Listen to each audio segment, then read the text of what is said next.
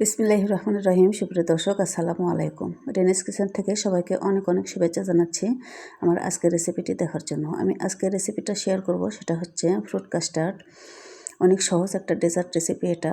হঠাৎ অতিথি আপ্যায়নে চটজলদি তৈরি করে নেওয়া যায় এমন একটা রেসিপি। এটা দেখতে তেমন সুন্দর লাগছে, মাশাআল্লাহ খেতেও কিন্তু ভীষণ মজার। আর প্রচণ্ড গরমে এরকম ঠান্ডা ঠান্ডা ডেজার্ট খেতে সবারই ভালো লাগবে। অফকোর্স এটা হেলদি একটা ডেজার্ট রেসিপি।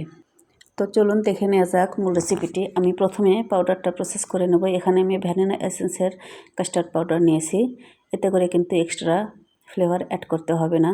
আমি 1 লিটার দুধের জন্য 3 টেবিল চামচ কাস্টার্ড পাউডার নেব।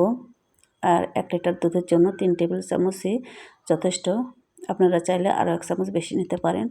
যাই হোক, আমি দুধ দিয়ে পাউডারটা মিক্স করে নেব। ভালো করে পাউডারটা মিক্স করে নিতে হবে যেন ভেতরে কোনো লাম্পস না থাকে। এটা একটা সাইডে রেখে দেব আর চলে যাচ্ছে রান্নাতে। আমি চুলাটা অন করে 1 লিটার দুধ নিয়ে নিচ্ছি এখানে। এটা হচ্ছে গরুর দুধ।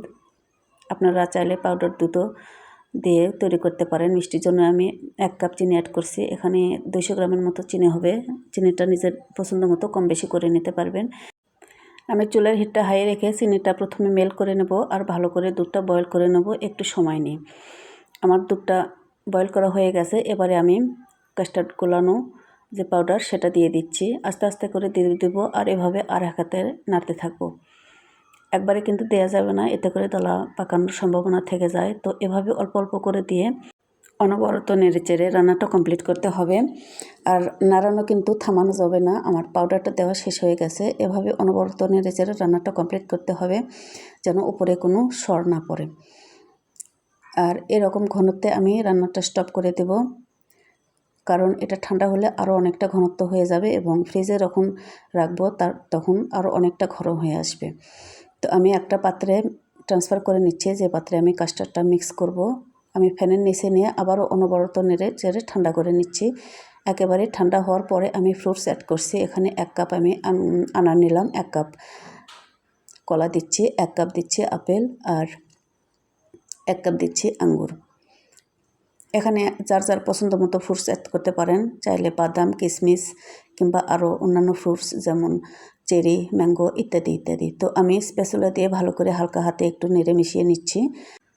আর এবার এটা ফ্রিজের নর্মাল চেম্বারে রাখবো 2 থেকে 3 ঘন্টা। এতে করে ডেজার্টটা ঠান্ডা হবে আর খেতে ভালো লাগবে। তো আমি ফিরছি 2 ঘন্টা পরে।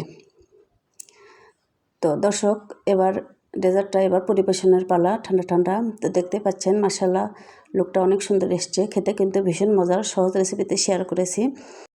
আশা করছি ভালো লাগবে। আর ভালো যদি লাগে ভিডিওগুলো তো একটা লাইক দিতে ভুলবেন না।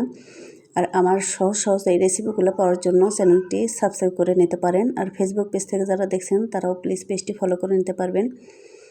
বেশি বেশি করে শেয়ার করবেন সম্ভব হলে, আর লাইক কমেন্টস করবেন, কারণ আপনাদের লাইক এবং কমেন্টস আমাকে অনেক অনেক উৎসাহ জাগায় নতুন নতুন ভিডিও তৈরি করতে। তো দর্শক, আজকে আমি বিদায় নিচ্ছি। কথা হবে অন্য একটা রেসিপিতে।